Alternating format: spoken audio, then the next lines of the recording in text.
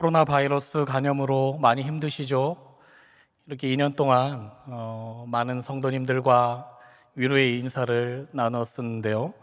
막상 제가 그 인사를 듣는 처지가 돼 보니까요, 좀 묘하더라고요. 그리고 개인차는 있겠지만 이 코로나로 인해서 그 후유증을 겪는 성도님들을 조금은 더 이해를 할 수 있었습니다. 개인차는 있지만 가볍게 이것이 이렇게 인사할 정도로 가볍게 이렇게 할 수 있는 건 아니구나. 조금 더 얼마나 힘든지 그 마음을 헤아릴 수 있는 또 시간이 되었습니다. 3주 전에 반갑지 않게 이 오미크론이 저에게도 살며시 이 봄바람처럼 살며시 들어왔습니다. 그런데 처음에는 아무런 느낌이 없었는데 조금씩 제 안에 들어와 있는 이 바이러스가 본색을 드러내면서요, 처음엔 열이 났다가 또 조금씩 기침도 나왔다가 오한도 있었다가 두통도 있었다가 뭐 목도 아프고 인후통도 있다가 뭐 가래가 있다가 뭐 계속해서 이렇게 모든 증상들이 하나씩 다 나오기 시작을 했습니다. 어떤 분들은 가볍게 지나가시는 분들도 있다고 하시는데, 이렇게 여러 가지를 다 겪고 나니까는 이게 오미크론이 이게 쉬운 것은 꼭 아니구나라는 생각이 들었습니다. 그런데 신기한 것은 정말로 많이 아팠는데 한 7일이 지나고 나니까는 서서히 하나씩 없어지면서 모든 증상들이 모든 사라지는 그런 느낌을 받으면서 이게 참 신기하구나, 이게 회복되는 그 과정이 참 신기하구나라고 느꼈습니다. 그런데 이렇게 회복되는 것 같지만요, 후유증은 다들 한두 개씩 이렇게 갖고 있습니다. 아마도 증상은 다 틀리겠지만은 그가 가지고 있는 그 바이러스의 흔적이 그 개인차가 다 있는 것 같습니다. 뭐 어떤 분은 좀 불면증도 있고, 또 미각과 후각이 조금 기능을 잘 못한다 하시는 분들도 있고요. 또 계속 기침을 한 달 넘게 하시는 분도 있고, 또 무기력증을 호소하면서 또 아무것도 하기 싫고, 또 우울감도 오고, 또 때로는 소화도 안 되고 건망증도 있고 여러 가지 후유증들을 이야기합니다. 그런데 저 개인적으로는요, 제가 약을 먹기 위해서 이제 의사의 처방대로 잘 따라야 하니까 3번의 밥을 꼬박꼬박 잘 챙겨 먹었습니다. 집에서 딱히 다른 게 할 게 없더라고요, 밥을 잘 먹는 거 외에는. 그래서 3끼를 잘 챙겨 먹다 보니까는 한 이틀까지는 미각이 조금 없는 것 같더니 식욕이 돋기 시작했습니다. 그래서 저한테는 조금 이게 불행할 수도 있는데 오히려 체중이 좀 느는 밥맛이 좋아서 그게 저한테는 좀 후유증이었던 것 같습니다. 그리고 또 한 가지 아주 치명적인, 저 개인적으로는 아주 치명적인 후유증이라고 생각되는 게 하나 있었는데요, 그것은 건망증입니다. 제가 이렇게 물론 그 전에도 조금 이런 건망증은 있었겠지만 저도 모르는 사이에 제가 지하 2층에 차를 댔는지 지하 3층에 차를 댔는지 집에서 늘 헷갈려요. 그래서 엘리베이터를 일단 2개를 다 누릅니다. 그래서 2층에 가서 이렇게 삑 소리가 안 나면 빨리 3층에 타는 그런 일들을 한두 주 정도 했어요. 분명히 이렇게 건망증이 있으면은 그냥 뭐 3층에 대고 무조건 지하 3층으로 가면 되는데 그것조차도 있습니다. 또 그것만 있는 것이 아니라 제가 분명히 댓글을 안 달은 것 같은데 카톡을 보니까는 댓글을 달아놨어요. 또 거꾸로 이거는 댓글을 이렇게 달아야 되는데 댓글을 안 달아놨습니다. 막 이런 일들이 저에게 1개, 2개 이게 쌓이기 시작하면서 굉장히 좀 스트레스로 다가오기 시작을 했습니다. 그리고 또 어떤 분과 약속을 했는데 그분과 약속한 것도 또 까먹어서 또 한 번은 이게 죄송하다라고 하는 또 표현도 하고, 이렇게 어떤 약속을 하거나 이런 부분들을 쉽게 잊는 건망증이 이제 생겨서 이게 왜 이러지 하는 그 가운데 이제 코로나에 걸린 우리 교육자분들이 여러 계셔서 같이 이것저것 대화를 하다 보니까는 저만 그런 게 아니어서 또 큰 위로를 받았습니다. 건망증도 하나의 이런 후유증인 것 같아요. 바이러스가 들어와서 분명히 뇌에 영향을 좀 미치는 것 같긴 했습니다. 그런데요, 이렇게 저 자신은 이것이 후유증인 것을 알고 있지만은 이걸 모르는 사람들의 입장에서는 참 죄송한 일들을 이제 한 거죠. 그렇게 한두 주 여러 가지 저의 실수를 아마도 이제 너그러이 이제 받아주셨던 것 같습니다. 예. 그런데 지금은 이제 한 3주 지나고 나니까요, 이제 하나씩 아침에 일어나면 차가 지하 3층에 있는지 지하 2층에 있는지 정확히 생각이 나서 이제 잘 찾아가고 있습니다. 이렇게 며칠 동안 이렇게 건망증에 대해서 계속 생각을 해봤는데요. 이 건망증이 참 무서운 것 같아요. 그래서 이렇게 건망증에 대해서 생각하다 보니까는 사순절 사복음서를 계속 읽다가 말씀 속에 나오는 많은 인물들을 이제 보게 됐습니다. 그런데 하나 엉뚱한 생각을 하게 됐는데요. 예수님의 제자 가운데, 이 12명의 제자 가운데 건망증이 가장 심한 사람이 누굴까라고 하면서 이렇게 봤더니 단연 1등은 누굴까요? 베드로입니다. 베드로. 제가 봤을 때는 베드로인 것 같아요. 겟세마네 동산에서 그렇게 예수님이 피눈물을 흘리며 기도하며 그 소명을 다하기 위하여서 기도하셨던 그 예수님의 지척에 베드로와 또 야고보, 요한이 같이 있었지만은 그들은 졸음을 피하지 못하고 그냥 그곳에서 잤습니다. 그들은 어떤 바이러스 후유증으로 건망증이 있는 건 아니었을 텐데 분명 그들이 겟세마네 동산에 올라가기 바로 직전에 한 일이 있었기 때문입니다. 겟세마네 동산에 바로 올라가기 전에 이 베드로와 이 제자들은 예수님과 이런 결단을 합니다. 내가 주님과 함께 죽을지언정 주를 부인하지 않겠습니다 라고 베드로가 고백을 하고 모든 제자들도 우리는 주님을 배반하지 않겠습니다 라고 하는 고백을 하고 바로 그 다음에 겟세마네 동산에 올라가서 이렇게 건망증이 심한 사람처럼 그냥 잠을 자버리고 맙니다. 그 삶이 쫓아가지 못하는 것이죠. 근데 베드로는요, 이 건망증이 여기서 끝나는 것이 아니라 점점 더 심해집니다. 그 뒤에 바로 예수님이 이제 잡혀가시고 난 다음에 그가 이 베드로가 예수님의 제자다, 예수님의 지척에 있던 사람이다, 많은 사람들이 증언하는 그 과정에서 그가 한 번, 두 번, 세 번 자기 자신을 부인하고 예수님을 부정하고 예수님을 저주하기까지도 합니다. 그리고 저주하며 맹세하는 그 베드로의 모습을 딱 보면서 닭이 울기 전 예수님을 3번 부인하겠다라고 하는 그 말을 이미 베드로는 들었습니다. 예수님께. 그런 그 자신은 분명히 그렇지 않겠다라고 하는 마음을 가졌지만 결국에 닭이 움과 동시에 그 모든 것이 기억이 났던 거죠. 베드로는 주님과 함께 오게도 같이 갇히겠고 죽어도 함께 죽겠습니다라는 고백을 앞서 했습니다. 그런데 그렇게 깜빡하는 행동들을 그가 하기 시작을 하는 거죠. 마태복음 26장 57절에서 58절의 말씀을 우리가 한번 같이 보았으면 좋겠습니다. 마태복음 26장 57절에서 58절의 말씀입니다. 예수를 잡은 자들이 그를 끌고 대제사장 가야바에게로 가니 거기 서기관과 장로들이 모여 있더라. 베드로가 멀찍이 예수를 따라 대제사장의 집들에서까지 가서 그 결말을 보려고 안에 들어가 하인들과 함께 앉아 있더라. 지금 예수님이 잡혀갔는데요, 베드로와 예수님의 거리는 어느 정도입니까? 지금 58절에처럼 멀찍이 예수를 따라.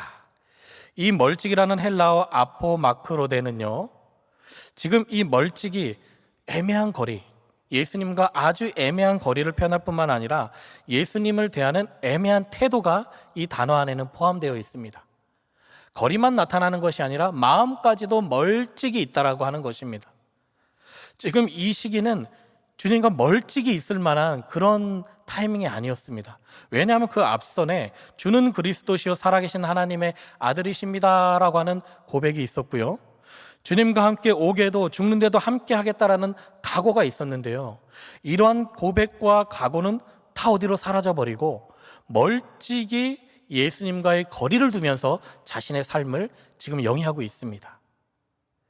베드로는 예수님의 부름을 받은 이후에 어떤 삶을 살아갑니까? 자신의 모든 것을 내려놓고 예수님을 따라갑니다.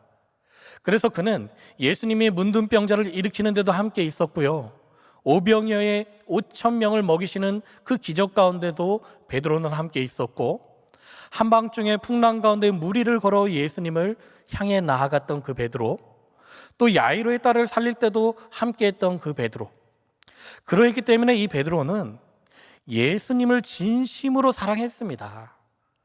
마음으로 진심으로 사랑했고 예수님이 죽는 데까지 분명히 쫓아가고 싶었습니다. 예수님이 앞으로 어떻게 될지 걱정도 많이 됐습니다. 그래서 그가 쫓아는 갔습니다. 그런데 멀찍이 쫓아갔습니다.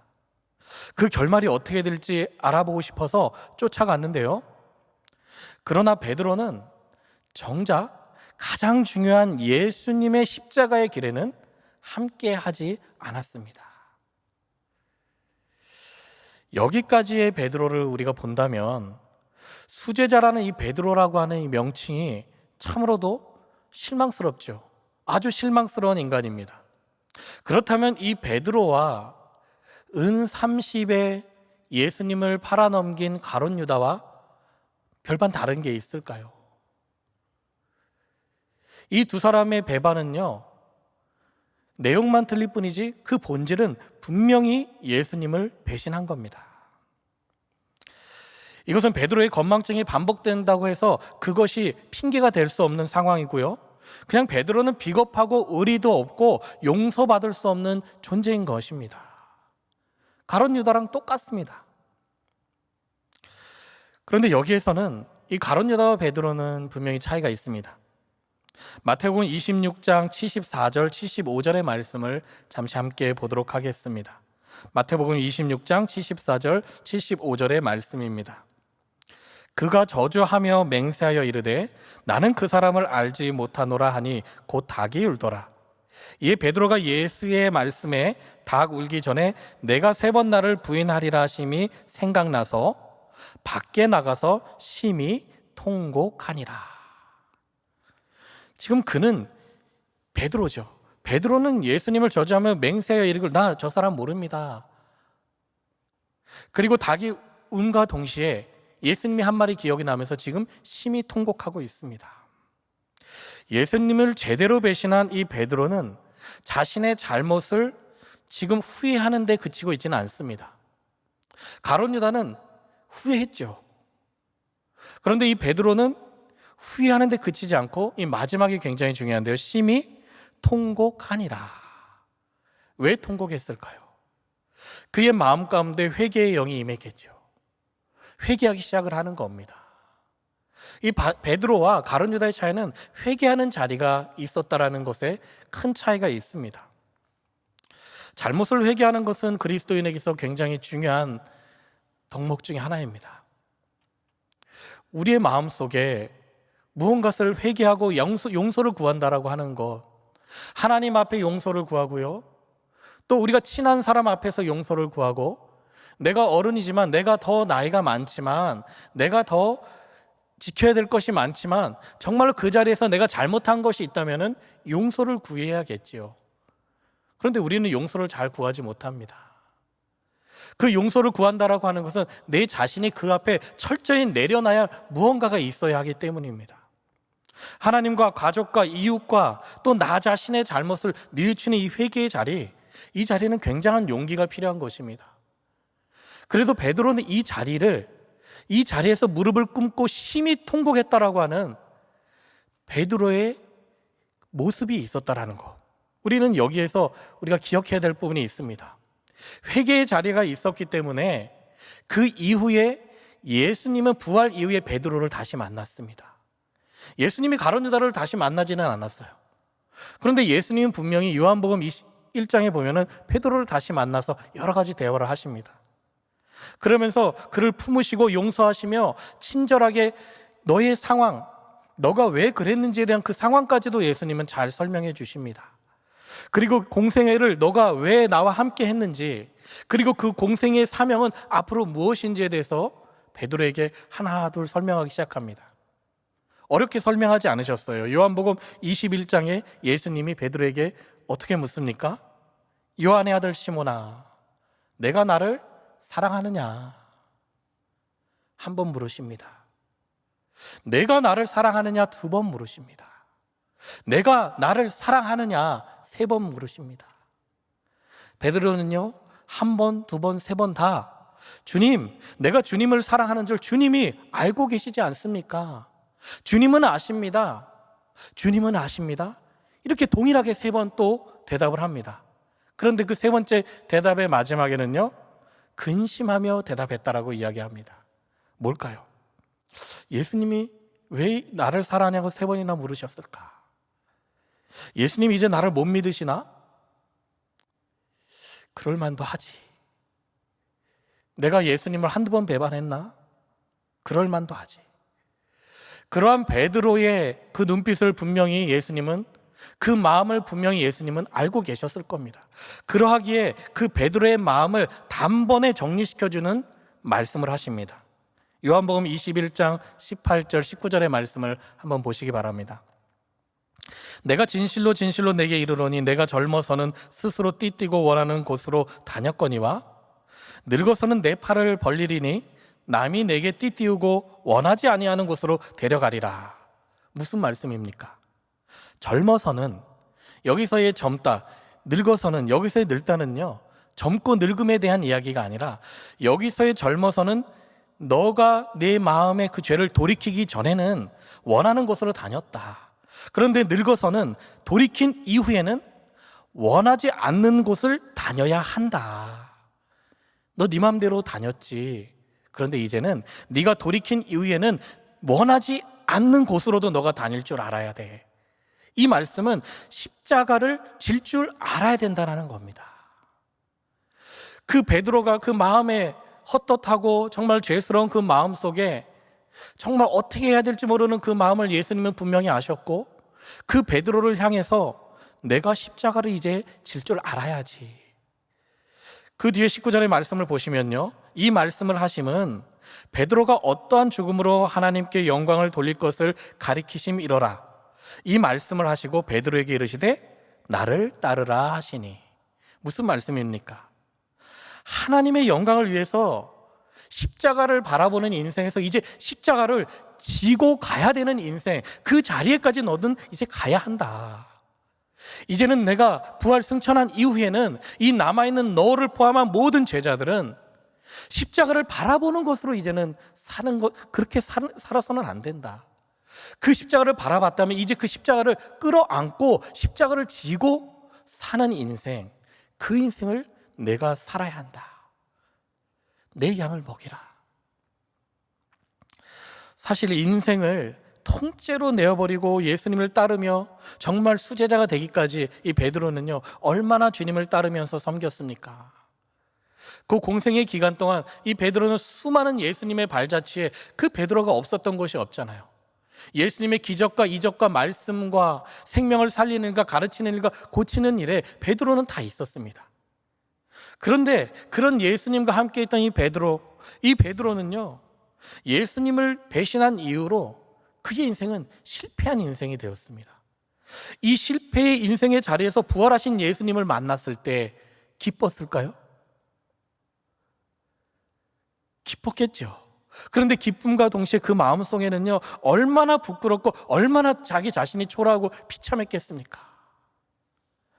분명히 예수님의 그 위로와 사랑, 내가 너를 사랑한다, 그 위로의 말씀을 통해서 소망이 생기고 정말 다시 용기가 생기고 도전하는 그런 마음, 나도 예수님처럼 그 십자가의 일을 가겠다라는 마음이 생겼지만 그 한편에는요, 배신할 수 있다라는 마음이 계속 도사리고 있었던 겁니다. 나는 배신을 한 번, 두 번 한 게 아니잖아. 예수님이 있는 자리에서도 배신했는데 예수님이 없는 그 자리에서 내가 배신을 또 안 할까? 그런 두려움이 그의 마음속에는 있었을 겁니다. 아마 길거리 지나가다가 닭이 꼭 끼어하고 2번만 울어도 그 트라우마 때문에 막 숨었을 것 같아요. 너무나도 부끄러워서요. 그러나 베드로만 그랬던 것은 아닙니다. 예수님이 부활하신 이후에 예수님은 제자들을 만나셨고 그 제자를 만나는 과정 속에 그들의 신앙이 불안불안했습니다. 완전하지는 않았습니다. 그런데 사도행전 1장에 예수님이 부활 승천하신 이후에 마가 다락방에서 제자들이 모여 기도에 힘쓰기 시작을 했고, 많은 제자와 이제 사람들이 모이면서 기도에 힘쓰고 성령의 임재를 경험하면서 그 임재의 경험을 배운 이후에 그들의 신앙이 점점점 단단해지기 시작했습니다. 그걸 어떻게 알 수 있을까요? 1장 이후에 2장의 이 베드로의 오순절 설교를 보면 잘 알 수가 있습니다. 사도행전 2장의 베드로의 오순절의 설교의 말씀을 보면요, 이건 완전 다른 베드로예요. 다른 사람입니다. 멀찍이 거리를 두었던 신앙에서 돌이킴의 믿음의 자리로 나아가니 회개의 자리까지 이르를 수 있었고, 그 회개를 통해서 그 담대함은 성령님의 도우심으로 이 베드로가 오순절 그 다락방에서 받았던 그 성령의 은사를, 그 말씀을 선포함으로써 나아갈 수 있었습니다. 이 말씀은 굉장히 강력합니다. 오순절 설교 잘 알고 계시죠? 하나님과 예수님과 성령님을 따라 사는 그 믿음의 인생이 무엇인지 아주 명료하고 분명하게 설교를 하기 시작을 합니다. 그러니 사람들이 말씀을 듣고 마음이 찔리기 시작을 하는 거죠. 마음이 찔리니 3,000명씩 회개가 일어날 수밖에 없는 겁니다. 베드로가 마음이 찔려 회개했던 그 자리가 있었기 때문에, 그 복음의 능력이 무엇인지 알았기 때문에 그 또한 그 말씀을 붙들고 담대하게 나아갔을 때 3,000명이나 되는 사람들이 회개하고 세례를 받는 역사가 계속해서 일어나기 시작을 했습니다.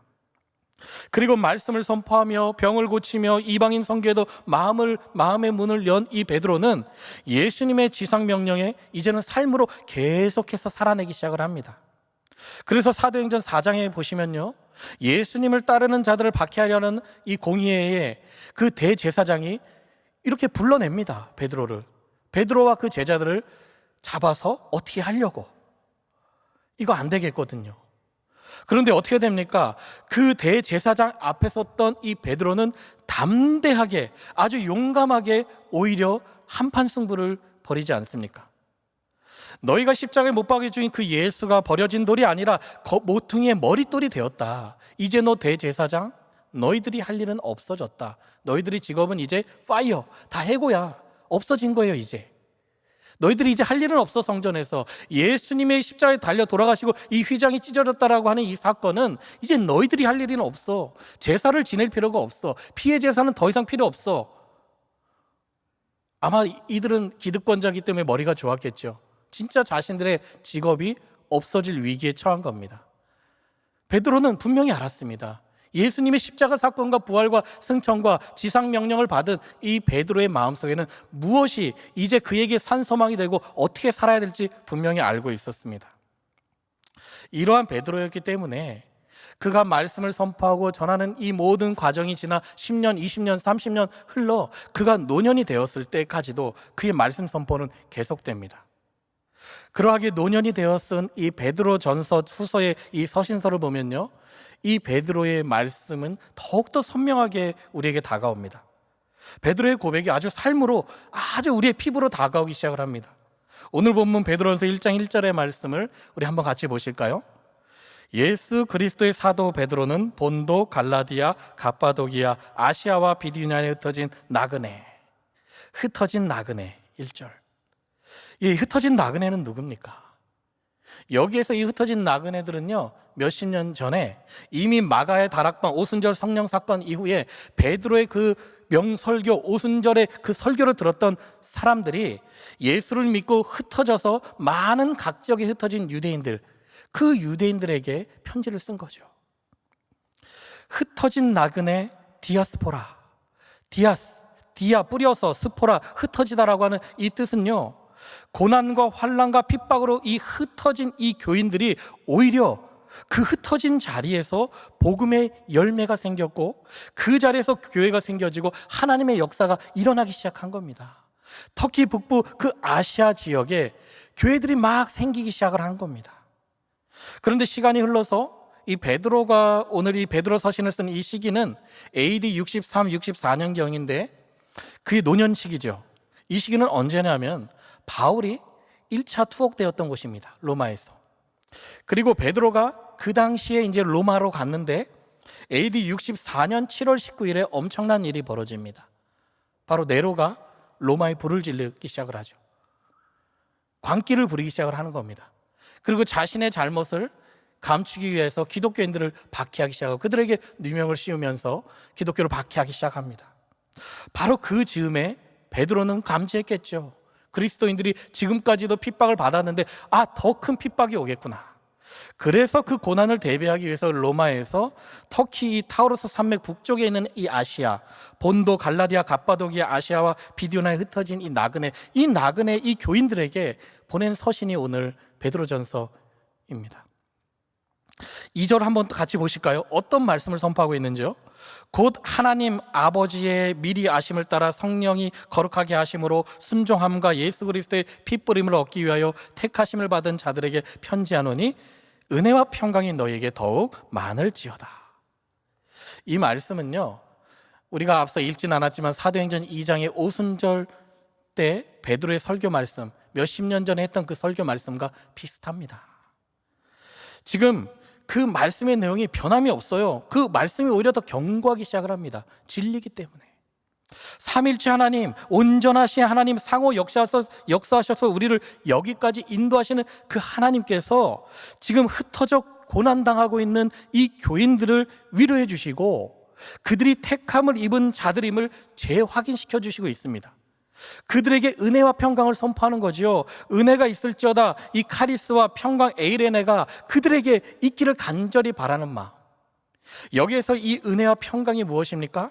3절의 말씀입니다. 우리 주 예수 그리스도의 아버지 하나님을 찬송하리로다.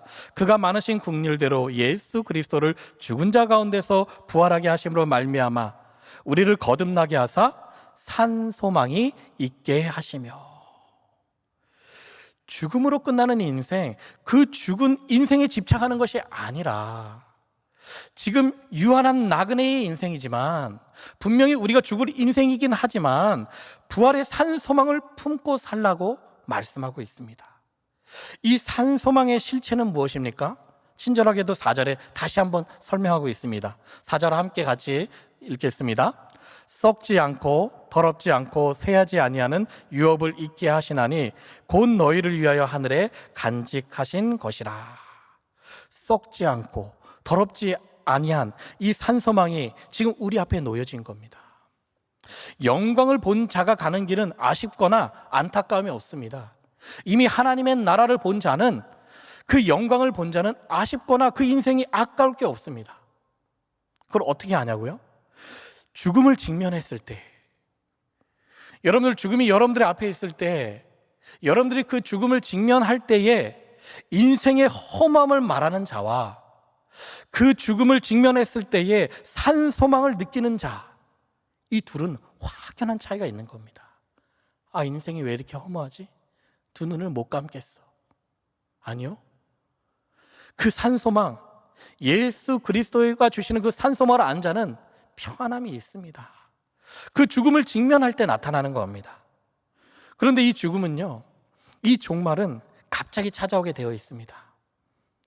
그래서 나에게 있어서 죽음이란 무엇인가라는 질문을 우리가 수도 없이 해야 하는 것이죠. 여러분에게 있어서 죽음이란 무엇입니까? 결코 죽음에 대한 물음은 삶에 대한 물음이 되는 것입니다. 내가 어떻게 살 것인가? 이 죽음에 대한 물음을 하기 시작하면요, 그럼 내가 어떻게 살아야 하지? 죽기 전까지 어떻게 살아야 하지? 그 질문으로 다시 가기 시작을 합니다.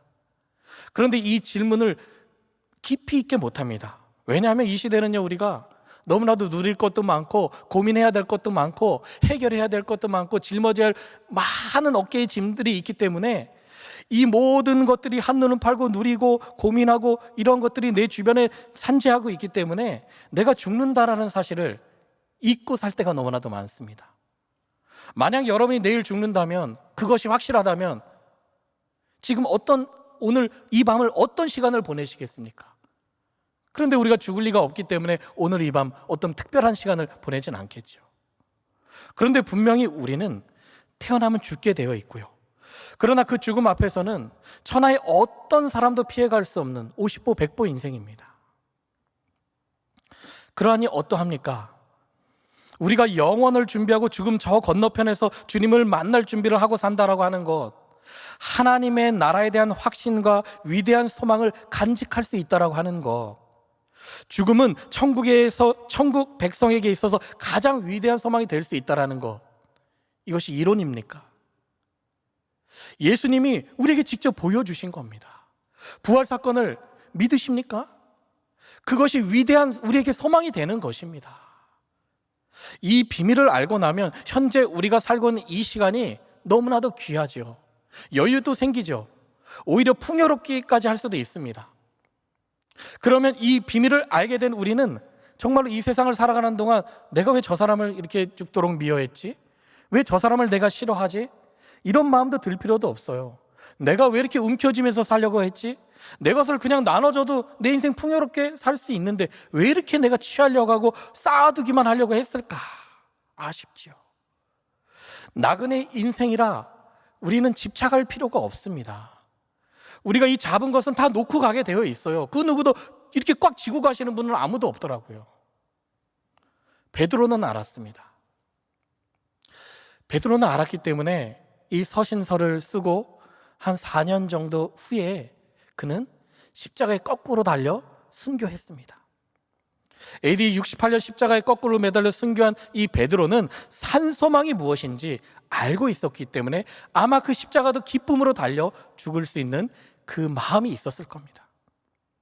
다시는 겟세마네 동산처럼 졸지도 아니하고 십자가의 도상에서처럼 예수님과 멀찍이 있지도 아니하고 거리두기 하지 아니하고 비굴한 인생을 역전시키는 그 승리의 삶의 자리로 베드로는 지금 나아간 것입니다.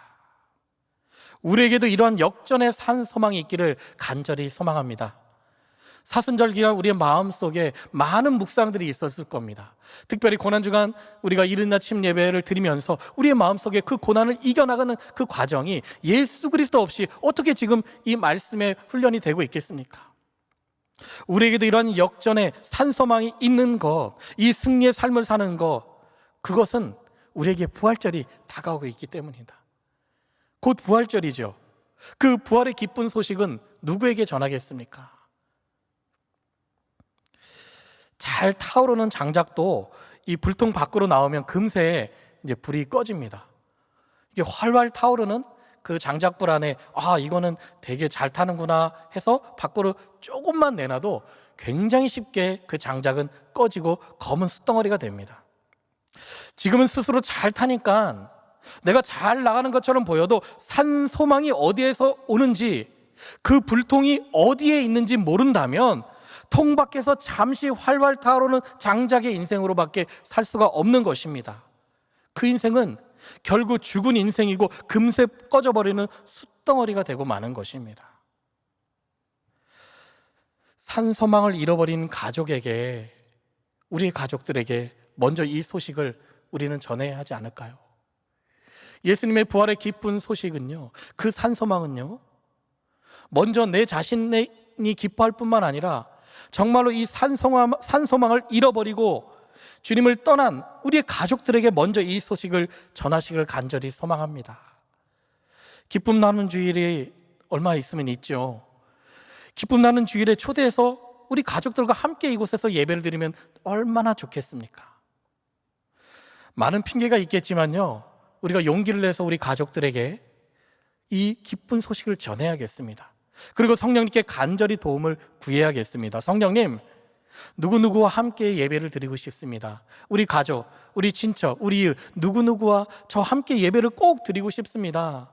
그가 산소망을 잃어버려서 주의 전을 떠났고 하나님을 믿지 아니하고 이곳을 떠났는데, 하나님, 그곳은 금방 꺼져버리는 장작과도 같은 인생, 이제는 다시 붙잡아 주셔서 이 불통 안으로 불러주십시오. 다시 그 마음의 첫사랑을 회복시켜 주셔서 주님을 만날 수 있도록 그 은혜를 허락하여 주십시오라고 성령님께 우리는 간구해야 할 것입니다. 그리고 한 가지 여러분들에게 부탁드리고 싶은 것은, 이번 부활절을 통해서 정말로 이 산소망을 깨닫는, 먼저 여러분이 깨닫는 여러분이 되어서 기쁨으로 하루하루를 사셨으면 좋겠습니다. 부활절 하루만 기쁜 것이 아니라 정말로 하루하루 정말 부활의 기쁨을 누리면서 하루하루 살 때에 주변 사람들이 먼저 여러분들을 알아보게 될 것입니다. 왜 이렇게 저분은 기쁘지? 지금 기쁜 게 없는 것 같은데, 먼저 주변 사람들이 알아볼 것입니다. 환경이 바뀌어서가 아니라 산소망을 깨달았기 때문이겠죠. 산소망의 향기는 자연스럽게 퍼지게 되어 있습니다.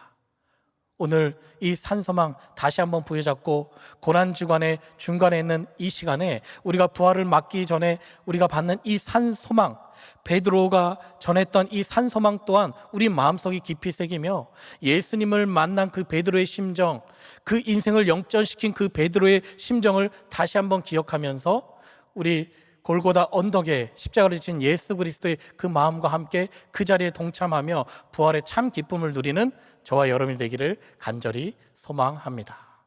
기도하시겠습니다. 하나님은 고난을 당한 중에도 믿음으로 인내하는 성도를 귀하게 지켜보신다고 하셨습니다. 하나님은 고난을 끝까지 견디며 이기는 성도에게 소망과 하늘의 상급을 주신다고 하셨습니다. 오늘도 우리가 말씀처럼 산소망을 붙잡고 주님 앞에 한 걸음씩 나아가기를 소망합니다.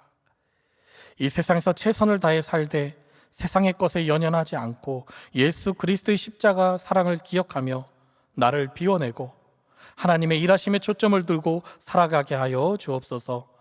또한 우리의 믿음이 생명을 살리는 일에 책임을 다하게 하시고 어려운 일을 당하는 이웃들을 외면하지 말고 끝까지 그들을 사랑하며 섬김의 자리에 서게 하여 주시옵소서.